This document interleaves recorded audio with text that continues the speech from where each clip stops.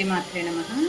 సాంబార్తో పాటు చామదుంప ఫ్రై చెప్పాను కదా, ఇదిగోండి చామదుంపలు ఉడకబెట్టి ఇలా ముక్కలుగా కట్ చేసుకుని ఉడకబెట్టిన వాటిని గ్రామీ నేచురల్స్ వాటి వేరుశనగ నూనె వేసాను.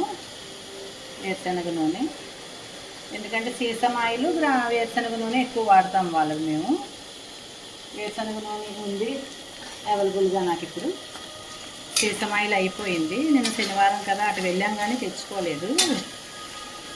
ఎక్కువ సీసం ఆయిల్తోనే వంట చేసుకుంటాము, ఎందుకంటే దగ్గులు అవి రాకుండా ఉంటాయి, మంచిది ఆరోగ్యానికి.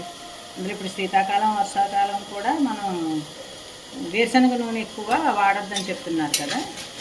ఇప్పుడు నువ్వుల నూనె వాడుకోవాలి, తెల్ల నువ్వుల నూనె. వేసవకాలం అయితే వేరుశనగ నూనె వాడుకోవాలి.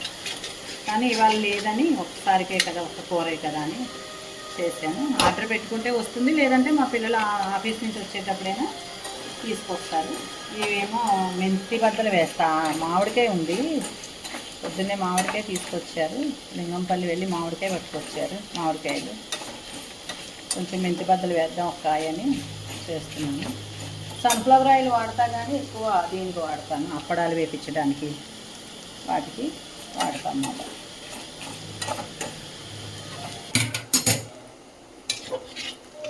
వేగిపో వచ్చాయి చామదుంపలు.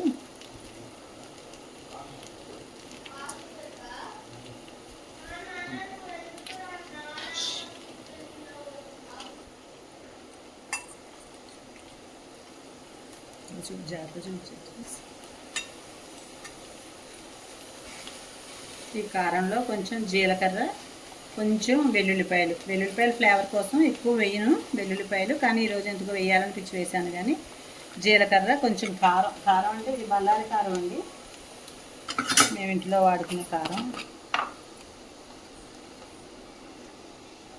మొన్న సమ్మర్లో ఆడించుకున్నాం, మేము మరపట్టించాము. ఇప్పటికి ఎంత రెడ్గా ఉందో చూడండి. ఇదే మేము ఫుడ్స్లో కూడా వాడతాము, మేము తయారు చేసే పచ్చళ్ళు కానీ పొడులు కానీ వాటికి కూడా.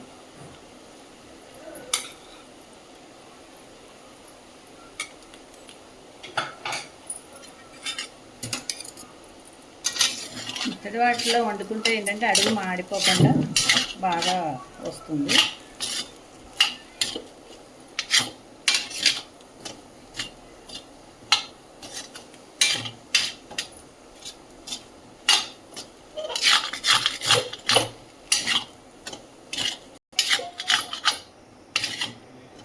చామదుంప వేపుడు రెడీ అయిపోయింది.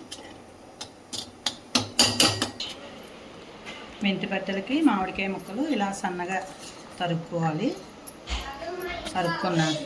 తరుక్కున్నాను. కొంచెం పసుపు, కారం అంటే మిరపకాయలు, కొంచెం మెంతులు, మిరపకాయలు, పొట్టు మినపప్పుతో ఇంగు వేసి జీలకర్ర వేసి మిక్సీ పట్టుకున్నాను. ఇలా గుండా కింద చేసుకున్నాను. ఈ పౌడర్ ఇందులో వేసుకుని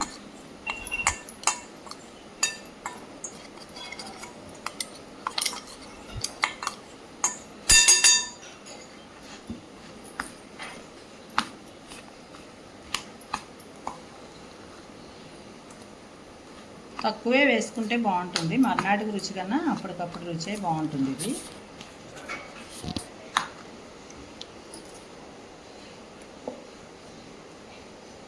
కొంచెం ఆయిల్,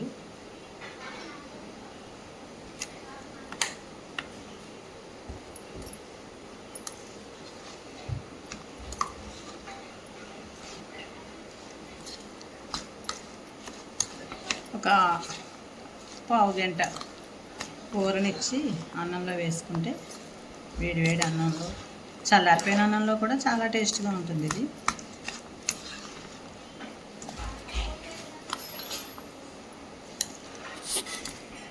ఇలా తయారైంది. ఇది ఇంతేనండి. మెంతి బద్దలు బాగుంటాయి, అన్నంలోకి చాలా బాగుంటాయి. నాకైతే చాలా ఇష్టం.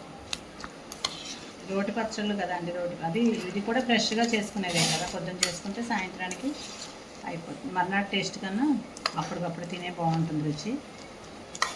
ఇంతేనండి.